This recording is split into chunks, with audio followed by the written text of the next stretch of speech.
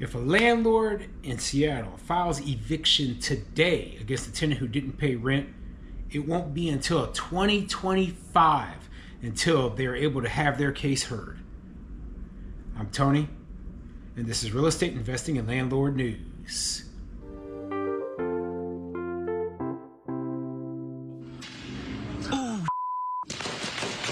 To get killed over an eviction? That's just outrageous. 3 days before shots rang out at this high-risk eviction order in Auburn, ending in a defiant tenant dying at the hands of police, we told you about King County's snowballing eviction problem. So there's a pretty enormous backlog. Falling further and further behind. Judges, attorneys, and local leaders are all in agreement. So if you're a landlord and you're trying to evict somebody, it's going to potentially take months to get a hearing date. But the last year has been particularly bad. The figures vary depending on who you talk to, but it's estimated anywhere between 22 and 6,500 cases remain unresolved. At this rate, roughly 600 eviction requests are coming in every single month. It's created a massive backlog, and it's all coming to a head at once. How did things get so out of hand? Experts tell me the county is experiencing an anomaly that flows from the pandemic. All right, so I have an interesting article for you today. Once again, it's coming out of the city of Seattle, Washington. Now, I've talked about how they have some of the strongest tenant protections in the entire country, so it's a very anti-landlord place. But one of the things that a lot of people don't talk about is how they have this huge eviction court backlog, okay? So for the landlords there who are operating their businesses, they're following all the rules in the state, you know, they're doing everything right. They file eviction against a tenant who isn't paying rent, and the court gives those tenants a bonus, a sort of bonus, okay? They let them stay for so many extra months until that eviction case is heard. So if you have a tenant in your building or inside your house who isn't paying rent, that tenant gets a free 6 months of beginning to stay in that place without having their eviction case heard, and they get to stay for rent free, okay? Because there's absolutely nothing a landlord can do to remove that person within the law. This is how bad it is there. Not only that, but once the case is heard, guess what? They can file tons of useless motions, etc., that can drag the case out for a very much longer extended period of time. So it could easily be over a year before you're able to get a tenant out of your apartment, out of your house, who isn't paying rent. Okay, this is a horrible place to be a landlord. On top of that, they've of course got rent control. They have extremely strong eviction protections, and they make it extremely difficult for a landlord to operate their business and make a profit. So yeah, you might get a great amount of appreciation out of your unit if you own one there, but you're gonna have to deal with this nonsense. And I don't personally want to deal with that nonsense. The appreciation you make, it isn't guaranteed. Okay, any sort of thing with the economy could happen that could destroy you. You could have all sorts of issues that could destroy you while you're waiting to make that appreciation. And I don't think it's worth taking that risk, okay? So before I get into the article, go ahead, hit the like, subscribe button, maybe leave a comment down below. Let me know what you think. Do you believe that the city or the local government is attempting to basically give these tenants even more time by purposefully not fixing their eviction courts so that they operate quicker? Okay, I do. I think that's personally, I believe that is a way that they are using in order to drag the process out longer on purpose. Okay, I think they're doing it to help out the poor tenant, the needy tenant, not realizing that they are destroying the landlord. Or maybe they do realize it and they just don't care. But whatever reason they're doing it, they are hurting landlords badly, okay? So anyway, let's get into the article. They'll talk more about this eviction court backlog. This article is coming from Fox13Seattle.com, and it says, thousands left in limbo as King County eviction cases pile up. Yeah, and they talk about it like, oh, the tenants are suffering, because no, the tenants aren't suffering anything, because 95% of eviction cases are for non-payment of rent. So the tenant gets to stay for free for as long as the eviction court backlog exists. Okay, so if it takes an additional 6 months before a case is heard, that is an additional 6 months that tenant gets to stay and not pay rent. So yeah, they're only benefiting with this backlog.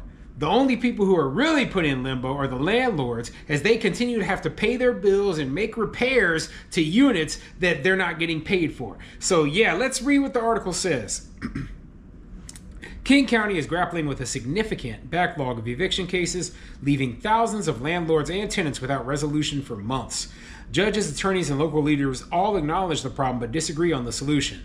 Before the COVID-19 pandemic, eviction proceedings typically concluded within 6 to 7 weeks if a tenant failed to make payment. In stark contrast, an unlawful detainer case filed today won't be heard until 2025. There's a pretty enormous backlog, said Edmund Witter from the King County Bar's Pro Bono Services. If you're a landlord trying to evict someone, it could take months to get a hearing date. That's the big issue. Yeah, it's a huge issue. It's an absolutely huge issue. As they said, it could be 2025, which is 6 months out. It's May 30th as I record this. Will be May 31st when you see this video. So if it takes June, July, August, September, October, November, December, actually that's 7 months. Okay, there's a backlog of 7 months if they hear the case in January of 2025. So yeah, landlords are getting completely screwed. And believe me, there are landlords who already have months of non-payment of rent before they filed the eviction. So yeah, this is crazy. This is absolutely crazy. And the only person that is getting hurt by this is the property owners. And I feel especially bad for the mom and pop landlords who maybe own one property. They've got a mortgage on that property. They've got to keep making that mortgage payment or the property is going to be foreclosed on by the banker. Yet they are getting no income coming in. So yeah, this is why I tell people, if you're a small mom and pop landlord, you're living in one of these places where there's these extremely strong tenant protections, where these court backlogs, etc., right? It's not worth it. Okay, don't become an accidental landlord in these type of places. If you own a property, you move out of that property and you're considering turning it into a rental, don't do it. Sell that place.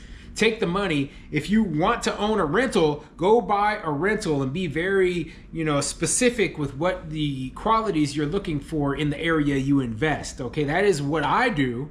I don't invest in places where there's rent control in place. I don't invest in places with good cause eviction protections, okay? I don't invest in places where property owners, where landowners are treated like a piggy bank for low-income tenants who need some place to live. That's stupid. And only a moron would invest in these places, okay? I tell you, get the heck out of there.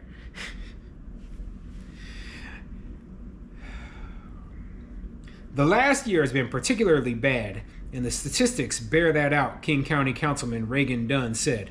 An estimated 2,200 to 6,500 cases remain unresolved, with approximately 600 new eviction requests each month. Experts report the backlog is largely attributed to the effects of the COVID-19 pandemic. No, it's not. It's largely attributed to the fact that Seattle had one of the longest eviction moratoriums in the entire country.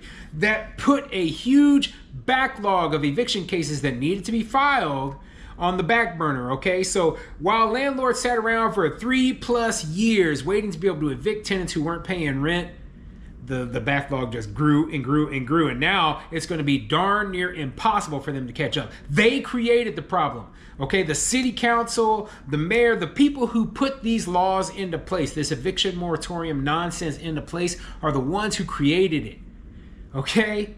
And now they're like, well, how do we fix this? Well, you can't fix it. And I think that was your intention from the get-go. I think your intention was to drag the process out. Because what do you really want? You have literal socialists who are serving on your city council. People who believe that the government should own all the housing in the entire country. That people shouldn't have any property rights. You have literal socialists on your city council. I can't remember her name. I believe it was Sawant or whatever, right? And they hate capitalists. They hate property owners. They hate the Constitution. And this is what they wanted. Okay, they want landlords to go bankrupt. They want people to be able to stay for free. They want the government to be the sole provider of housing. And this is why I tell people, don't invest there. Don't invest there. Because this is who is being voted in. These are the sort of laws you see passing. And then they sit here and pretend like, oh, we didn't create this issue. They did. They very much created this issue. And now they're pretending like, oh, well, we don't know how to resolve it. Of course you don't know how to resolve it. I do. I absolutely do. But, people don't like my solutions. So let me continue. While we're seeing a lot of evictions right now is that there was a decent safety net over the last couple of years due to COVID, Witter said. Judges told Fox 13 Seattle the expiration of eviction moratoriums and the depletion of federal aid created a perfect storm. Witter argues another factor is in play. He currently has a list of 1,500 renters needing representation, but his office lacks resources to provide legal aid to all. We see tenants with $2,000 to $3,000 rent increases, Witter said. The cost of living is too high and people cannot afford housing. They're getting crushed underneath it, and that's why we're seeing record numbers of evictions. That might be the case, right? The people can't afford the housing they're living in. But once again, I have to go back to why is that? Why is it that people can't afford housing in a place like Seattle? Could it be that maybe all the laws, rules, and regulations have made it so that developing costs way too much, so they're just not building enough housing for the people there?